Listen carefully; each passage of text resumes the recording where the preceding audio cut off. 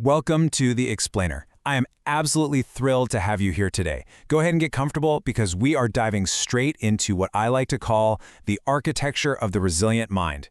We're going to look at human behavior through the lens of psychology and, well, we're completely flipping the script on what a lot of folks consider to be personal flaws. Today, we're unpacking the hidden, quiet strengths of an overactive mind. So picture this. Do you ever lie awake just staring up at the ceiling, replaying a conversation in your head hours or, honestly, even days after it happened? If you're nodding along right now, trust me, you are not alone in this. But here's the real kicker.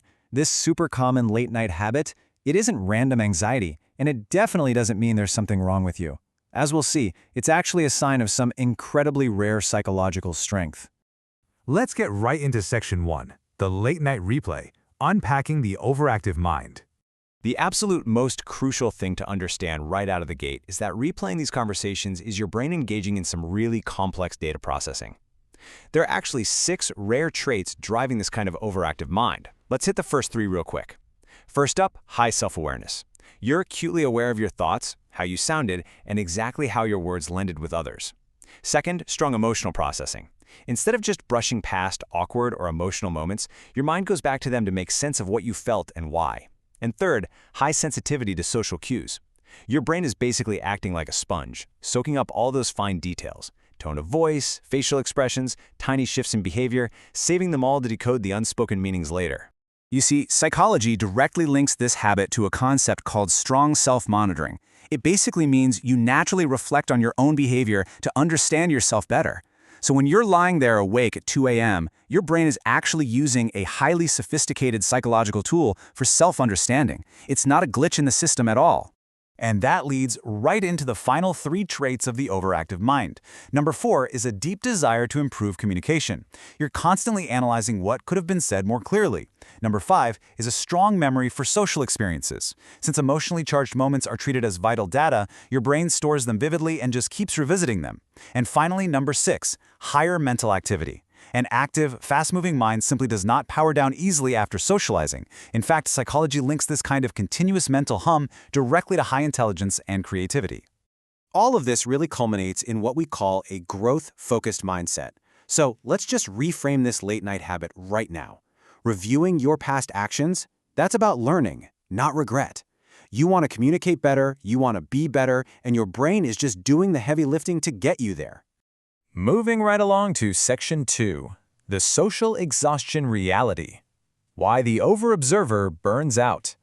Now here's the catch with all this. When a highly intelligent brain processes massive amounts of social data continuously, it inevitably hits a wall. And from the outside, this burnout can look pretty extreme. It might look like anger, maybe cruelty, or like someone who claims they just hate people. But if we look beneath the surface, psychology shows this behavior almost never stems from actual cruelty. What it really is mental exhaustion. It's literally just your nervous system throwing up its hands and demanding recovery from social fatigue and constant pressure. Let's break down exactly why this burnout happens. First off, constant interaction simply drains your mental energy, especially if you're the one always expected to listen and help out. Over time, repeated disappointments force your mind to lower its expectations just to protect itself. Because of that, you naturally develop this strong preference for solitude, honestly just to calm your nervous system from all the noise and meaningless small talk. And finally, because you are so highly observant, you instantly pick up on fake behavior or manipulation. Processing all that inconsistency, that's exhausting. So you naturally create some distance. But here's the really important takeaway from this part.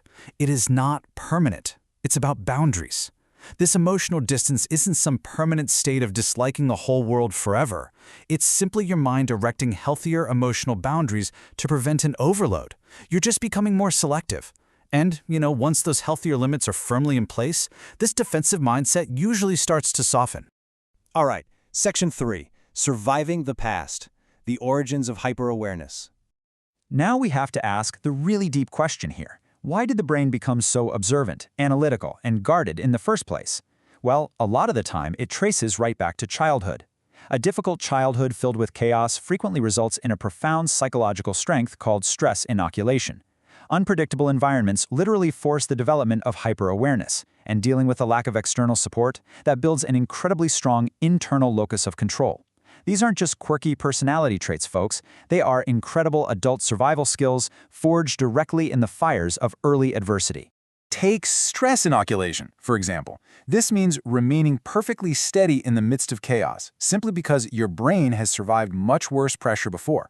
While everyone else might break down and panic, you stay steady. And it's not because you're cold or emotionless. It's because you've already navigated worse. You have earned a rare, incredibly powerful, hard-won calmness. Next up is the ability of reading people fast. This relies on using your instincts over mere words to sense hidden intentions.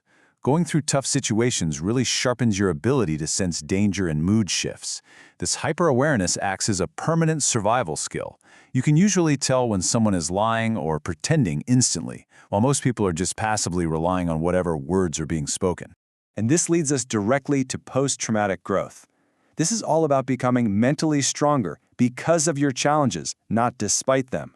You keep going when most people would just throw in the towel.